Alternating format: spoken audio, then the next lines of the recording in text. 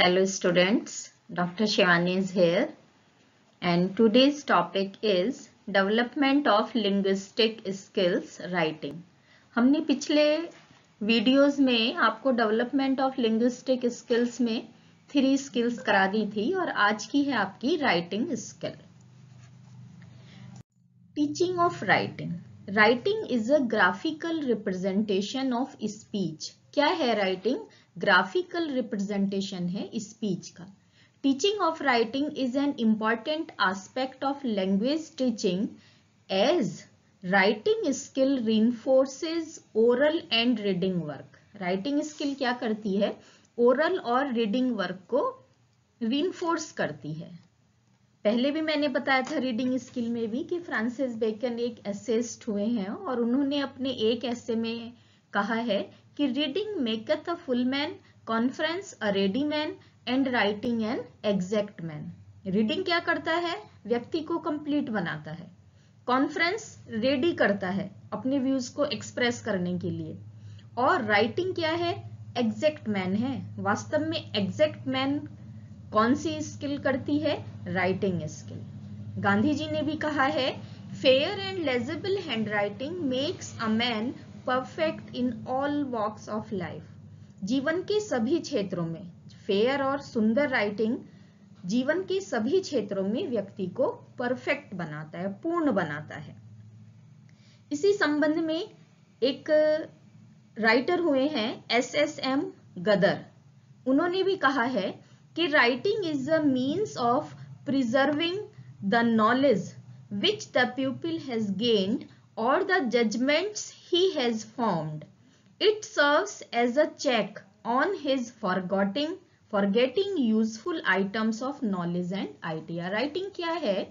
इन्होंने कहा है कि राइटिंग क्या है? यदि हम उसको लिख लेते हैं तो जो भूल जाते हैं आइडियाज को और नॉलेज को, वो प्रिजर्व हो जाता है, अपने लिए भी और आने वाली जो बाद की पीढ़ियां हैं उनके लिए भी।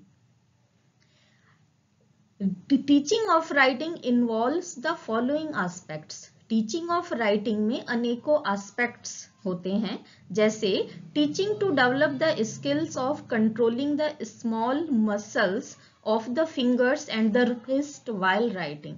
जब हम लिखते हैं तो फिंगर्स की और जो रिस्ट होती है, आपने देखा है जब लिखते हैं तो फिंगर और रिस्ट पर अत्यधिक बल लगाना पड़ता है, तो उनको कंट्रोल करना। जब तक बच्चा फिंगर और रिस्ट को कंट्रोल नहीं करेगा, राइटिंग नहीं सीखेगा। कई बार पेरेंट्स सोचते हैं कि उसको 2 साल से लिखना सिखाना शुरू कर दें, लेकिन ये संभव नहीं है। जब तक वो अपनी फिंगर की मसल्स पे कंट्रोल नहीं करेगा, पेंसिल प्रॉपर रूप में नहीं पकड़ पाएगा, तो वो राइटिंग नहीं कर पाएगा। Teaching I and hand coordination. लिखने के लिए आई और हैंड का कोऑर्डिनेशन भी होना चाहिए। Giving various exercises in written book. Written book में राइटिंग की प्रैक्टिस के लिए वेरियस एक्सरसाइजेज देनी चाहिए। Now characteristics of good hand writing. क्या क्या कैरेक्टरिस्टिक्स हैं गुड हैंड राइटिंग की? फर्स्ट है इसमें legibility. Hand writing should be legible, जो पढ़ा जा सके, क्लियर हो। सेकंड है simplicity. The letter should have no unnecessary strokes. आपने देखा होगा कुछ लोग लिखते हैं अननेसेसरी, बहुत लंबे लंबे स्ट्रोक्स बना देते हैं। There is no need. Unnecessary strokes are not good in good hand writing. It should be written in simple, bold और क्लीन स्क्रिप्ट। नेक्स्ट है distinctiveness. Each letter should have a characteristic form of its own. For example, A should not look like E. कई बार हमने देखा है कुछ students, कुछ बच्चे A को E की तरह बनाते हैं और A को O की तरह। तो जो डिस्टिंक्टिवनेस है ईच लेटर में, वो इट्स ओन है और वो अलग अलग क्लियर होनी चाहिए। नेक्स्ट है proper spacing. There should be proper spacing between words and lines. Words should not be written too close in a line. Proper space होना चाहिए words में और lines में। Attractive. Handwriting should be attractive and pleasing to the eyes of the reader. इतना सुंदर लगे। कहीं आपने देखा होगा कि कुछ इतना सुंदर लिखते हैं कि देख के ही मुंह से निकल पड़ता है कि राइटिंग बहुत सुंदर है इसका। नेक्स्ट कैरेक्टरिस्टिक्स है रीजनेबल एडिक्वेट स्पीड। स्पीड भी एडिक्वेट होनी चाहिए, ऐसा नहीं हो कि टीचर बोल रहा है और स्टूडेंट उसको ना लिख पाए, और यदि वो धीरे धीरे लिख रहा है तो छूट जाता है उसका। तो adequate speed should be in good hand writing. Now writing scripts. Script क्या होती है राइटिंग की? फर्स्ट है उसमें प्रिंट स्क्रिप्ट। जनरली आपने देखा होगा बुक्स में, न्यूज़पेपर में जो होती हैं वो उसको प्रिंट स्क्रिप्ट कहते हैं। Printed scripts are those in which the letters are joined together and thus easier to learn. आपने देखा होगा कि प्रिंटेड स्क्रिप्ट में लेटर ज्वाइन नहीं होते हैं, है ना। तो दीज आप कहाँ देख सकते हो प्रिंट स्क्रिप्ट को? बुक्स में, न्यूज़पेपर में, मैगजीन्स में etcetera. Now cursive script. Cursive script क्या होती है? Letters are joined together with strokes और loops.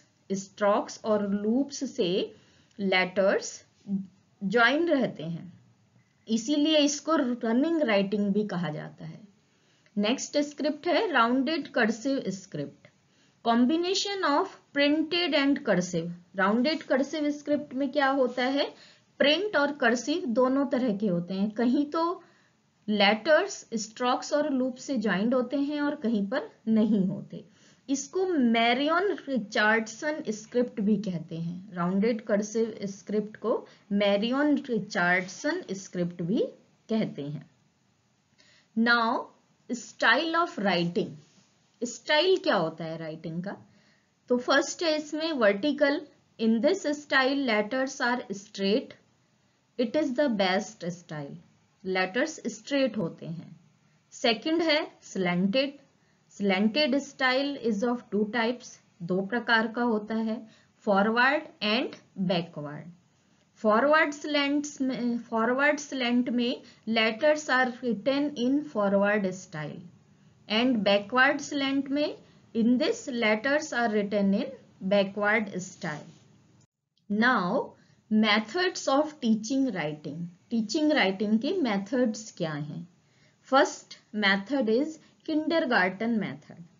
This method is based on the principles of kindergarten method of education. It teaches children to learn the formation of English alphabets through playway technique. Playway technique के through बच्चे को इसमें letters, words और sentence लिखना सिखाया जाता है।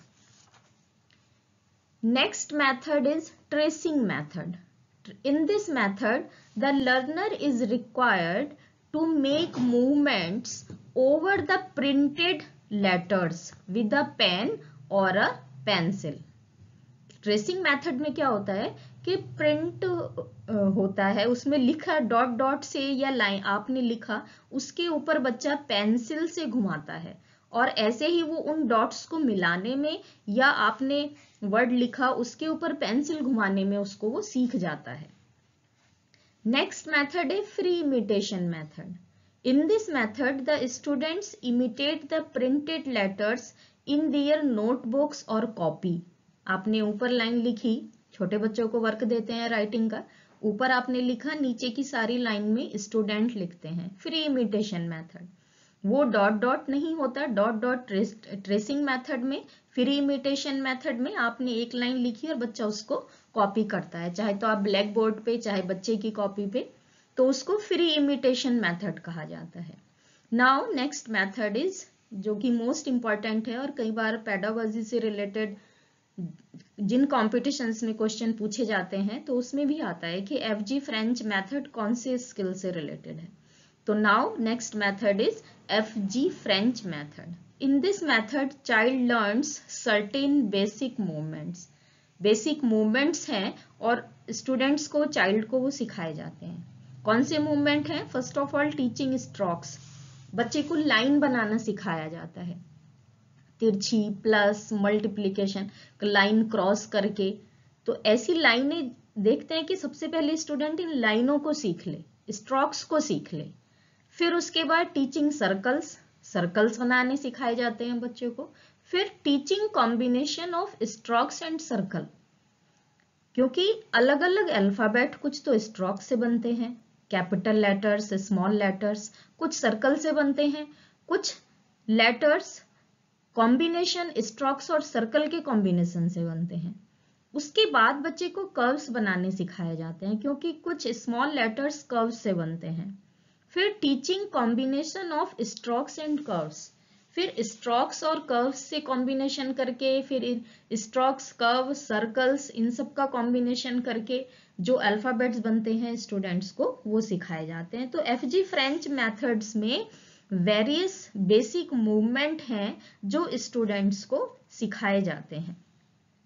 Now stages of teaching writing. Stages क्या होनी चाहिए? ऐसा नहीं है कि आपका जब मन आया बच्चे को आपने किसी भी तरीके से राइटिंग सिखा दी। तो सबसे पहले है motivation. Student should be motivated to learn writing.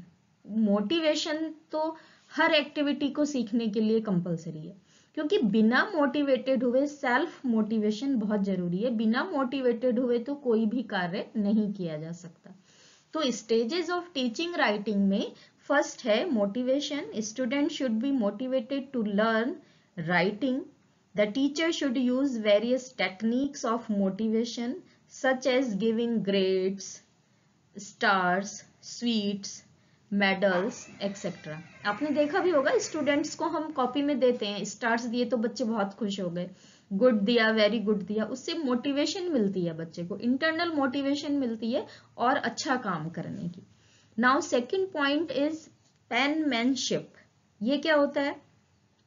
The student should be taught penmanship qualities, that is knowledge of writing letters of alphabet.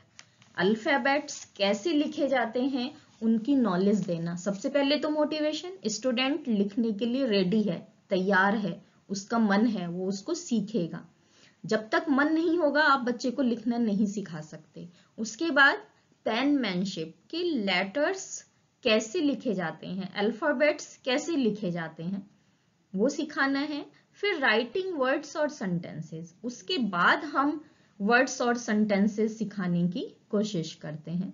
Words और सेंटेंसेस में calligraphy, copying and dictation. Calligraphy क्या है? A model sentence is written on the first line of the exercise book and the student asked to imitate the model sentence. आपने ऊपर word लिखा, alphabet लिखा या sentence लिखा, first line में लिख दिया, नीचे स्टूडेंट उसको कैलीग्राफी करता है, उसको इमिटेट करता है मॉडल सेंटेंस को या वर्ड्स को। सेकंड है copying. The pupils are asked to copy the words, phrases and sentence from the book और ब्लैक बोर्ड। बुक में से या ब्लैक बोर्ड में से स्टूडेंट को कॉपी करने के लिए बोला जाता है। उसके बाद है dictation. The aim of dictation lesson is to produce in the class a 100% accurate passage of writing। डिक्टेशन हम बोलते हैं तो उसका एम यही होता है कि एक तो स्टूडेंट्स की राइटिंग स्किल डेवलप हो, दूसरा 100% वो पैसेज राइटिंग सीख जाए।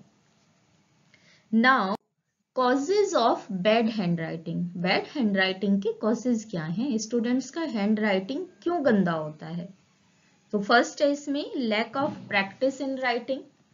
प्रैक्टिस ना हो तो राइटिंग अच्छा नहीं होता, इसीलिए छोटे बच्चों को आपने देखा होगा कि ज्यादा से ज्यादा राइटिंग प्रैक्टिस कराई जाती है। घर के लिए होमवर्क दिया जाता है केवल राइटिंग करने का, चाहे तो वो कॉपीइंग करें उसमें, चाहे आप उसमें से tracing method, FG French methods, ये सब यूज करके प्रैक्टिस कराई जाती है। बच्चों को राइटिंग के लिए बोला जाता है कि डेली आप एक राइटिंग करें। नेक्स्ट है lack of freedom of hand movement. Hand movement का फ्रीडम जो है बच्चे की वो कम हो तो राइटिंग अच्छी नहीं होती, इसीलिए फिंगर्स के मसल्स पर और जो रिस्ट है, आपकी कलाई है, उसके मसल्स पर कंट्रोल होना बहुत जरूरी है। नेक्स्ट है बैड हैंड राइटिंग का causes lack of good sitting arrangement. यदि बैठने की भी सही व्यवस्था ना हो तो उससे भी बच्चे के राइटिंग पर फर्क पड़ता है। Next, way of holding pen और पेंसिल, किस तरीके से आपने पेन और पेंसिल पकड़ा है, ये भी बैड हैंड राइटिंग का कॉज है। पेन और पेंसिल हमेशा सही तरीके से बच्चे को पकड़नी सिखाइए, उससे उसका राइटिंग अच्छा होता है। नेक्स्ट है poor quality of pen, paper and ink, कई बार इंक, पेपर की या पेन की पुअर क्वालिटी भी बैड हैंड राइटिंग का कॉज बन जाती है। नेक्स्ट, फिजिकल डिफेक्ट्स और फटीग, कई बार इतना थक जाते हैं ना, आपने यदि कभी ऑब्जर्व किया है या ऑब्जर्व करना, जब थके हुए होते हैं तो राइटिंग हमारा उतना अच्छा नहीं आता, हम जल्दी जल्दी लिखते हैं और मन नहीं है, तो वो राइटिंग का बैड हैंड राइटिंग का कॉज बन जाता है। थैंक्स स्टूडेंट्स, यदि आपको वीडियो पसंद आई तो प्लीज इसको लाइक करें, शेयर करें और चैनल को सब्सक्राइब करें। और नेक्स्ट वीडियो में हम ट्राई करेंगे कि ये जो हमने 4 बेसिक लिंग्विस्टिक स्किल्स कराई हैं, इन पर बेस्ड कुछ MCQ कराएं, जो जनरली टेट, सीटेट या और भी जो पेडागोजी से रिलेटेड, जहां पर इंग्लिश की पेडागोजी पूछी जाती है, उसमें जो क्वेश्चंस आते हैं उससे वो कवर हो जाएंगे आपके।